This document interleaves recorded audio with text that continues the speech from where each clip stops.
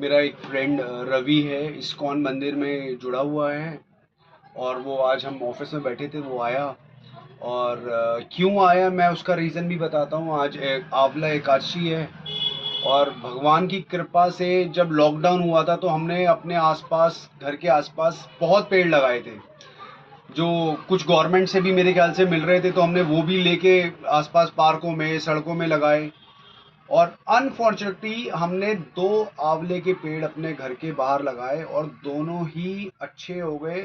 और उसमें 5 साल बाद, मुझे लग रहा है 4 साल बाद, उसमें आंवले आए। कम आए क्वांटिटी, मगर आए आंवले। मगर मुझे उन आंवले के पेड़ों का महत्व कुछ भी नहीं पता था गाइस। वो तो आज 2026 फरवरी चल रहा है गाइस, दोस्त आया कि आज आंवला एकादशी है, गोपाल भाई आपने रखा हुआ है। मैंने कहा यार अब मेरी पता नहीं एज हो गई है, मैं घबराहट सी होने लगती है, मैं कुछ नहीं खाता। तो उसने कहा आपको पता है कि आंवला की उत्पत्ति कैसे हुई, ये आंवले का महत्व कैसा है, ये आंवला आया कैसे हमारी धरती पे।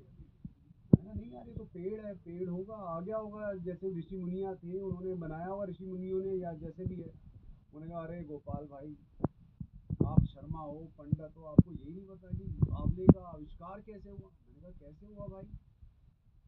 भाई ने मुझे बताया कि जो ब्रह्मा जी थे, ब्रह्मा जी के जो, मैं आपको बताता हूँ, दिन दिन और रात जो होती है ना, ब्रह्मा जी का जो दिन होता है वो कम से कम 8 अरब साल, 8 अरब साल हो गए ना रवि जी। कहीं गलत हो तो बता देना मेरे को। 8 अरब साल जब होते हैं तब उनके 12 घंटे पूरे होते हैं, एक दिन पूरा होता है।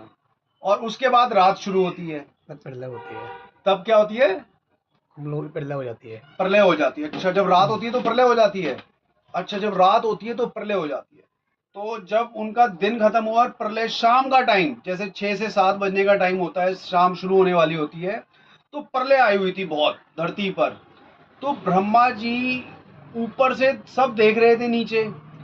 तो शाम के टाइम उनके सर से एक बूंद, सिर्फ एक बूंद पसीना सीधा धरती पर जाकर गिरा गाइस। और जो वो पसीना था गाइस, मेरे को पता चला कि वो जो पसीना था वो पसीना ही नहीं था गाइस। जो हमारा गंगा जी में पानी होता है, जो पहाड़ों से निकल रहा है, एकदम स्वच्छ वाटर होता है, उससे भी 100 गुना स्वच्छ पसीना की बूंद थी वो। इतना पवित्र पानी था वो। उस पसीने का एक बूंद धरती पर गिरा, और धरती पर गिरने के बाद क्या हुआ, एक वृक्ष का निर्माण हुआ, जिस वृक्ष का नाम रखा गया आंवला। और उस दिन से हमें आंवला की, ये आंवले के हमारे पास आविष्कार हुआ। आंवला का हमारे धरती पर आंवला आया, जिसका सेवन हमने शुरू किया। और आंवला से आपको पता ही है कई बीमारियां ठीक होती हैं, आंवला से कई फायदे होते हैं। आंवला को सब्जियों में जरूर शामिल करना चाहिए। बता रहे थे कि पालक और आंवला एक ऐसी चीज है जो कई लाखों बीमारियां हमारे अंदर की, शरीर की ठीक करती हैं, मगर हमें पता नहीं है। हम क्यों नहीं खाते? क्योंकि वो खट्टा है। तो अब आपको पता चल गया आंवले का आविष्कार कैसे हुआ।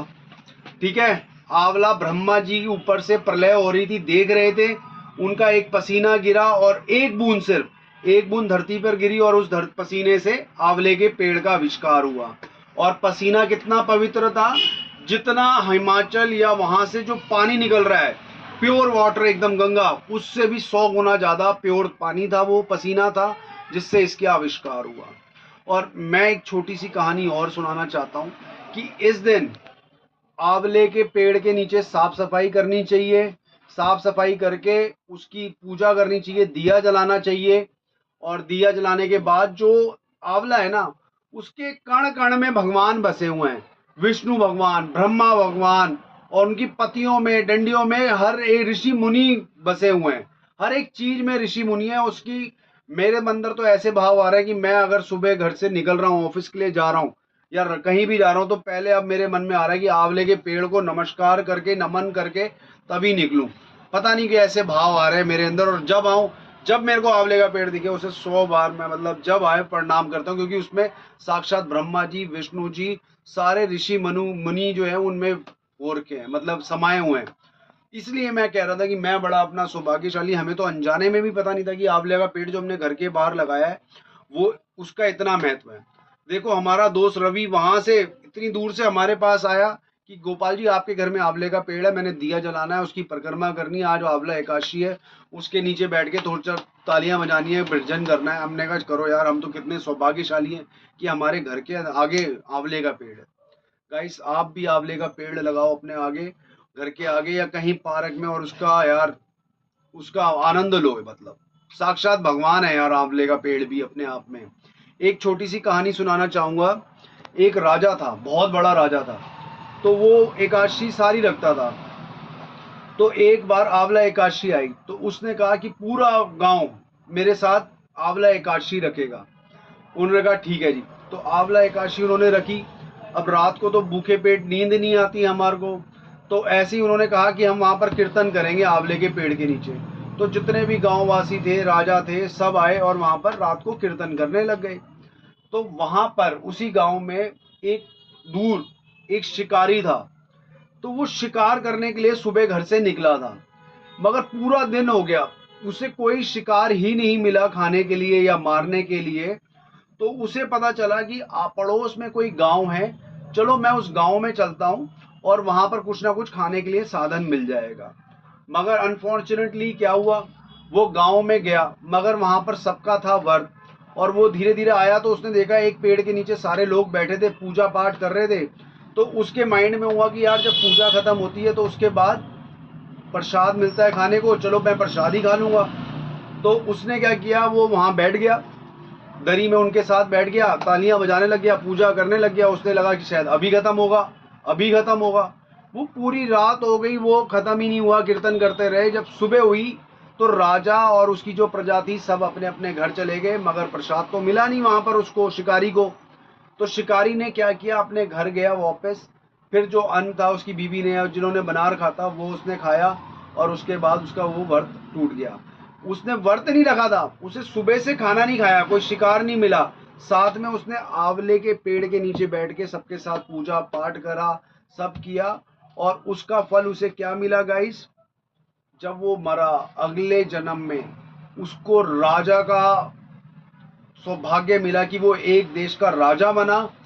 और राजा बनने के बाद एक बार ऐसी सिचुएशन आई, उसे भक्ति भी प्राप्त हुई भगवान की। वो भक्ति भी बहुत करता था, बहुत ज्यादा उसे भक्ति भी सुख प्राप्त हुआ, बहुत भक्ति करता था।